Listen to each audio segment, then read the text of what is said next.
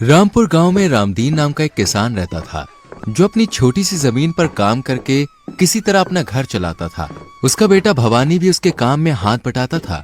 एक दिन रामदीन 2000 रुपए लेकर शहर से खाद बीज लाने को तैयार हुआ। सोमवती, मैं दिन ढले तक वापस लौट आऊंगा, तुम चिंता ना करना। रामदीन शहर चला गया। दोपहर को सोमवती और भवानी बाहर बैठे थे, तभी सोमवती सामने देखकर चौंक पड़ी। तेरे बापू तो दिन ढले वापस आने के लिए कहकर गए थे, फिर वो इतनी जल्दी लौटकर क्यों आ रहे हैं? माँ, लगता है बापू की तबीयत कुछ ठीक सी नहीं है। घर आकर रामदीन चारपाई पर लेट गया। क्या बात है जी, क्या तबीयत ठीक नहीं है?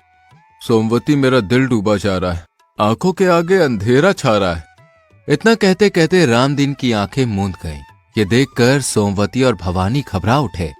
हे भगवान, ये तो बिल्कुल ठीक ठाक घर से गए थे, फिर अचानक इन्हें क्या हो गया है? बापू, आंखें खोलो। कुछ देर बाद रामदीन ने आंखें खोली और कमजोर सी आवाज में बोला, बेटा, लगता है अब मैं नहीं बचूंगा, मेरी बात ध्यान से सुन। बापू, आपको कुछ नहीं हुआ है, आप जल्दी ठीक हो जाएंगे। बेटा, जब धन ही लुट गया तो जीने से क्या फायदा? क्या, जो रुपए शहर लेकर गए थे वो लूट लिए गए? हाँ बेटा, सुबह मैं जो 2000 रुपए लेकर घर से चला था, वो दो ठगों ने मुझसे ठग लिए। वो दोनों ठग मुझे रामगढ़ के पास मिले थे। दोनों मीठी मीठी बातें बनाते हुए मुझे बाहर वाले बाग में बने अपने घर में ले गए और अपनी बातों के जाल में फंसाकर उन्होंने मुझसे रुपए ठग लिए।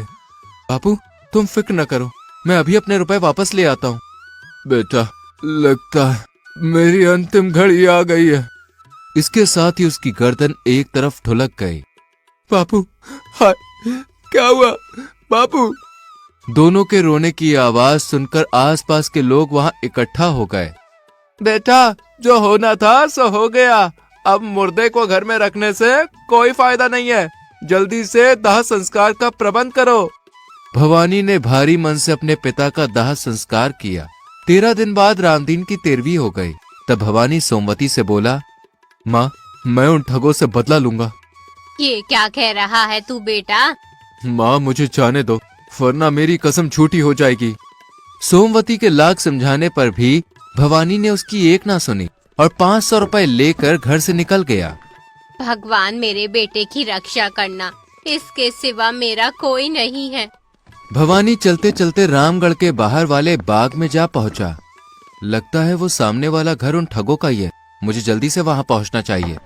भवानी बाग में बने उस घर के पास पहुंचा तो उसे घर के बाहर एक बुढ़िया नजर आई। मैं एक परदेसी आदमी हूँ, बहुत दूर से चला आ रहा हूँ, क्या आज की रात मैं आपके यहाँ ठहर सकता हूँ?